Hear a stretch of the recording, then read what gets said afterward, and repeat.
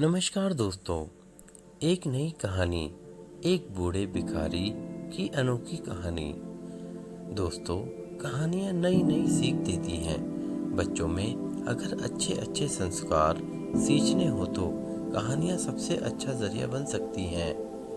आज की कहानी आपको थोड़ा भावुक कर सकती है, क्योंकि आज आप एक इमोशनल कहानी आपके साथ साझा कर रहा हूँ। हाँ, इमोशनल करने के साथ एक बहुमूल्य बोध भी आप इस कहानी से सीख सकते हैं। इसलिए इसे पूरी ज़रूर पढ़िए और सुनिए। हर दिन एक भिखारी दरवाजे के पास आकर भीख मांगता था और घर का मालिक हमेशा घर के बाहर आते ही उसे देखकर फिर जाया करता था। कई बार उसके लिए गालियाँ भी बकता। वो कहता, तू जिंदा ही क्यों है? पूरी जिंदगी ऐसे ही भीख मांगेगा क्या? धरती का बोझ क्यों बना बैठा है? और कभी कभी उस भिखारी को गुस्से में वह धक्का भी मार दिया करता। इतना खुश हो जाने के बावजूद अधिकारी के मुंह से सिर्फ यही नहीं निकलता कि भगवान भगवान तुम्हारे पापों को माफ करे। एक बार सेठ को धंधे में बड़ा नुकसान होने की खबर मिली। सेठ बहुत परेशान था कि तभी उसके दरवाजे पर वही भिखारी आया। गुस्से में अपना आपा खोते हुए सेठ ने उस भिखारी को पत्थर दे मारा। पत्थर लगने के कारण भिखारी का सर फूट गया और उसके सर से खून बहने लगा। फिर भी दर्द से कराहते हुए भिखारी ने इतना ही कहा, भगवान तुम्हारे पाप को माफ करे। भिखारी वहां से चला गया। सेठ सोच में पड़ गए।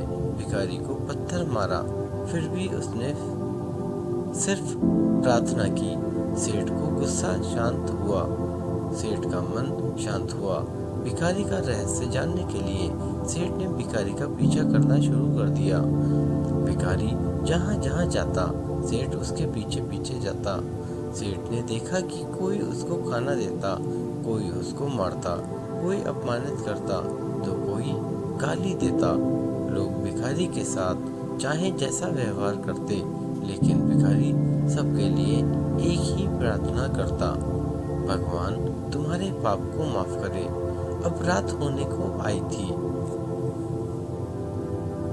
भिखारी अपने घर जाने के लिए लौटा। वो अपने घर पहुंच गया, लेकिन सेठ अब भी उसका पीछा कर ही रहा था। एक पुरानी टूटी हुई खटिया पर एक बूढ़ी औरत लेटी हुई थी। काफी कमजोर और बीमार लग रही थी। वह भिखारी की पत्नी थी। अपने पति को वापस आता देख वह खाट से उठ खड़ी हुई।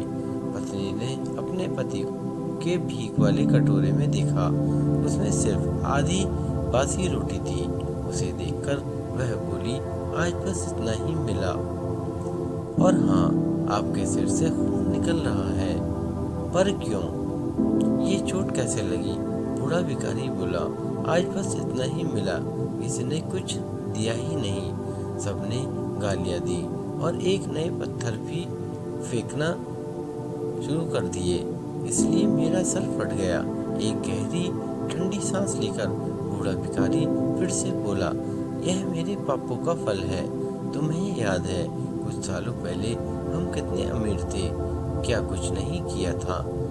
हमारे पास हर चीज जरूरत से ज्यादा थी, लेकिन हमने कभी दान नहीं किया। और उससे भी बुरा हमने उस धंधे और अंधे भिखारी के साथ किया जो हमारे द्वार पर भीख मांगने आया करता था। बूढ़ी पत्नी की आंखों में आंसू आ गए।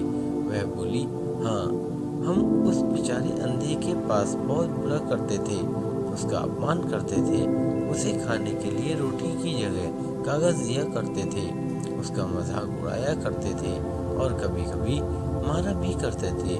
मैंने कभी उसको रास्ता नहीं दिखाया। एक बार मैंने उसके मुंह पर मिट्टी भी फेंकी थी और वह हमेशा दुखी होकर यही कहता था कि भगवान तुम्हारे किए की सजा देगा, भगवान तुम्हारे पापों की सजा जरूर देगा।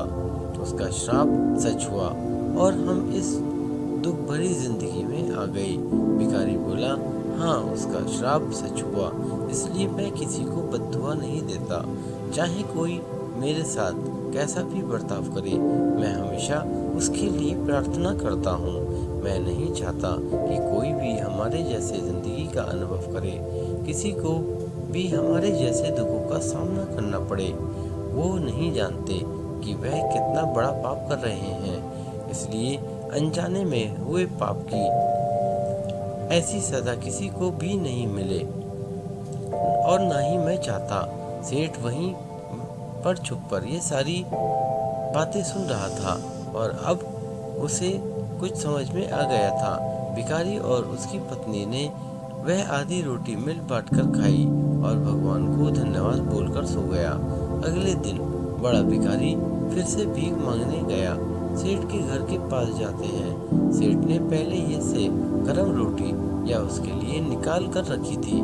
उसे देते हुए सेठ विनम्रता से बोला, माफ कर दीजिए बाबा, उसे बहुत बड़ी गलती हो गई। बूढ़ा भिखारी बोला, भगवान तेरा भला करे। इतना कहकर वह आगे निकल गया।